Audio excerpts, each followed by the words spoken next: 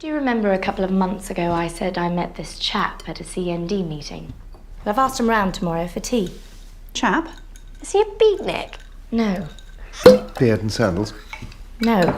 What does he do? He's a beatnik. Shut up. He's like me, just finished his degree. What college? UCL. But darling, that's London. For the sons of tradesmen. Florence? They produce some pretty decent engineers. Well, exactly. And that's a clip from On Chesil Beach. I'm delighted to say that one of its stars, Saoirse Ronan, is with us on the show. Hello, Saoirse, how are you? Hello, how are you? It's very nice to see you, because last time you were on the show, you were talking to Edith. Yes. Which was for Ladybird. Who I love. Yeah, and that kind of did okay, didn't it, that film? Yeah, a few people saw it, so... And then the last time we spoke was for Byzantium, which is 2013. God, is it that long ago? It is that long ago. My God. And you said in that interview, can you say hello to my friend George, because Yeah. he listens to the show. He does. I'm sure he still listens to the show every week. Yeah. So George is still a friend? George is still a friend, and I'll get him to listen to this recording now as well. All right. Anyway, Yeah. well, He's probably been on the show. It's George Mackay. Do you know the actor George Mackay? Yeah. Oh, it's him. Yeah. You know, you see, you never said that. You just said, it's my friend Being George. cool about it. I didn't want to be a name dropper. All right. Anyway, so it's very nice to have you back on the show. Tell us about On Chesil Beach, and tell us why you wanted to play Florence Ponting. Well, On Chesil Beach is set in the early 60s. It's a book that was written by Ian McEwan. I think it came out in 2007. A novella? Not quite a almost, novella, but yeah. almost, I think, yeah. And Ian obviously wrote Atonement, and because of him, you know... That did okay for you as well. Yeah. He sort of, in a way, began all of this madness for me. He was the reason why. Did he ask you to do that? I mean, did it come directly from him? For Atonement or for On Chesil Beach? After Atonement, now that we get to On Chesil Beach, Yeah. was it you? Were you the obvious person? Was that his idea? Because he wrote the screenplay. He had written the screenplay, yeah. I mean, I think around the time that the screenplay sort of surfaced, I was about 16, so I was too young for it at the time. But they were still piecing everything together, and they didn't know exactly when they were going to make it. And I heard that at some point they would turn it into a film, and so I had my eye on it for years. And at that point as well, just throughout those later teen years, I was starting to think about, you know, that whole transition from child actor to adult actor and stuff. And I knew that that type of role would be perfect. And I just wanted to work with him again. And so when we actually got to make it, he wrote the screenplay, and we rehearsed together for about a week and got to do table work and work out where the text should go. And Just explain what table work is. yeah, table work is during the rehearsal process before you shoot the film. It could span from 3 days to 2 weeks, and you just break down the script. People do it in different ways. You'll do a read through of the entire script and run through scenes throughout those couple of weeks. But we didn't have that much time to rehearse. We had about 4 days because I was still shooting Ladybird. So I was sort of like flying back and forth between the two places. It was a brilliant experience because I was doing it with someone who I trusted, and I hope he trusted me as well. And I wanted to play Florence. I'm definitely drawn to characters who are complex, and you need to take the time to figure them out, and it's a challenge to do that, and it just gives you something to think about. And I think she's the type of person who's in some ways sort of very much in command of what she does when it comes to her quartet. And I think even with the Edward character, she sort of holds her own, but then you see her in her very sort of icy family environment, and she's timid, and you're eager to know why, and we find out throughout the film. So there was a lot of layers to pull off that character.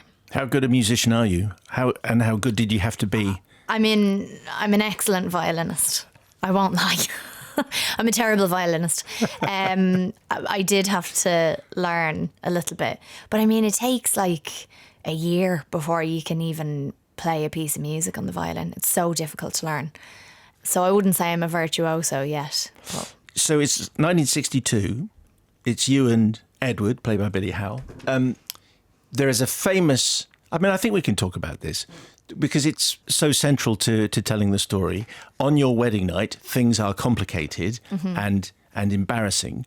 Was that a difficult scene to play? Because it was so unconventional. We're feeling awkward. Your characters are feeling terrible. Was that desperately difficult to do? I think Technically, it was difficult to do.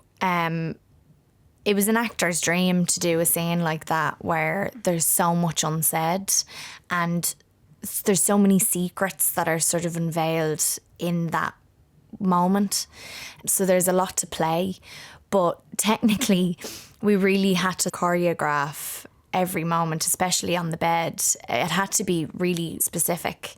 The moment that he sort of rolls on top of her, the moment that she pulls away, that she gives into it, and still trying to hold on to that air of awkwardness and also really wanting it to work. So I think Ian is very good at giving you contradictions, and that was really nice to play that light and shade. But yeah, technically it took a while to figure out. We shot that scene on the bed for a few days, so it was prolonged by just like the amount of shots that we had to do. Why is it an actor's dream to have so much unsaid? I think you have more control over it. I do love dialogue. I definitely most of the time prefer not to talk because I feel like there's such a great opportunity when you've got a camera pointed at your face to tell the story with an expression or a thought. And, I've grown up with the camera and I completely trust that it will see everything that you feel. And that's such a great responsibility to have because you can sort of do anything then. You don't have to rely on text. You don't have to land at a certain point. You can play and you know that the camera will see it. So because people have commented before about your stillness, right, which they admire very much. Is that what you're talking about? And is that where it comes from? That affinity that you have with the camera?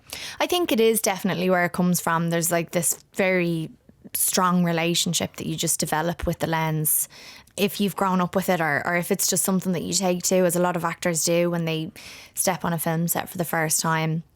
It just feels very comfortable and it feels like home. And I think probably around atonement time, because there were so many shots, it was shot by Seamus McGarvey, brilliant DP, and there were so many brilliant very still tracking shots that would just focus on my face or my eye or something like that. And so from an early age, I realised that you could do so much by not speaking at all, On the subject of tracking shots, what is the significance of the beach? Because it's called On Chesil Beach. They have this very sort of awkward, in some ways horrific encounter back in the bedroom of the hotel where they're going to spend their honeymoon. And let's just say things don't go according to plan on the wedding night. Florence runs out of the room and escapes onto the beach. And a few minutes later, Edward, her now husband, follows her. And they have this argument. The way the beach is, it's sort of... There's like a stony part of the beach that juts out into the sea and it's surrounded on three sides by water. So there's that whole idea of just feeling completely isolated and like there's no way out. And the only way to escape the beach that they've ended up on is to figure out this problem that they have, You weren't tempted to help yourself to pebbles? I was so tempted. But you did. Did I? No, I did not take one. Because Ian McEwan got into a lot of trouble for saying that he'd I know he did. some. But he wrote a book about it. I know. He's brought so much tourism to Chesil Beach. I know he's brought Give him a tourism. stone. But Just give him a pebble, guys. But you can't take a step. Do you think it's fair to say that Florence and Edward would have had a much better time of it now? I mean, 1962 feels like a horrible year, really.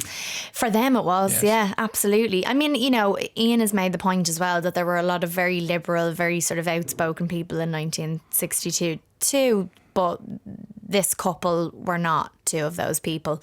And I think that still exists now. I think there's a lot of people in general that don't feel encouraged to speak openly about sex and have a healthy conversation about it, whether it's with their children or their friends or their partner. So I think it's still an issue, but yeah, I would hope that, even people have compared the character a little bit to Lady Bird, who also has a very awkward first sexual encounter, but she's very open about how she feels about it. So yeah, it's definitely a different time. You mentioned how attracted you are to playing complicated characters. I wonder whether, and this is another very sophisticated screenplay that you're working with. Was there ever a point where you thought, I am not going to play the girlfriend, I'm not going to play the daughter, I'm just not going to do that? Or was it less planned than that? That's always been very deliberate for me. Like when it's come to actually choosing a role, I've never set out to go for a certain thing. I sort of am a little bit more now, but when I was growing up, it was always just whatever came to me. If I had a response to it, then it was right. But one of the things that was a deliberate choice was that I didn't want to be the sister or the girlfriend or the girl next door or anything like that. I wanted to play characters that were people and they were interesting. And to be honest, you know, even if it was a supporting role, it's less about it being lead versus supporting, but just one that's well written. And I found that when I was growing up, more so in my teens, from the age of like 16 to 20, it was very, very difficult to find a female role that had some grit to it and had something to sink your teeth into. And so with the result, I just didn't work as much. I was very lucky to be in things like Grand Budapest Hotel and stuff, but I didn't do as much because I was very lucky that like I didn't need to pay rent and I didn't need to look after a family or anything. I could afford myself the time to wait. So the role that you've been on, Brooklyn, Crucible on Broadway, Lady Bird, now on Chesil Beach, you must be tired, or have you taken a break? I mean, that was a pretty extraordinary run that you were on. Yeah, I was tired after on Chesil Beach. That was a mad year. It was Brooklyn Press, then the Crucible, Lady Bird and on Chesil Beach. And I did take about 6 months off after that to just sleep, have a nap and steal some pebbles. And I travelled a bit. I went to New Zealand and also I knew I was going to be doing Mary Queen of Scots at the end of last year. So I took those 6 months off to have a life, see people and prepare for that. And that was a project that, you know, I had been waiting to do for 5 years. And is that done and dusted now? It's done now, With yeah. Margot Robbie? Yeah, Margot Robbie's in it. Guy Pearce, James McArdle, Jack Loudon, Ian Hart, amazing people, Gemma Chan.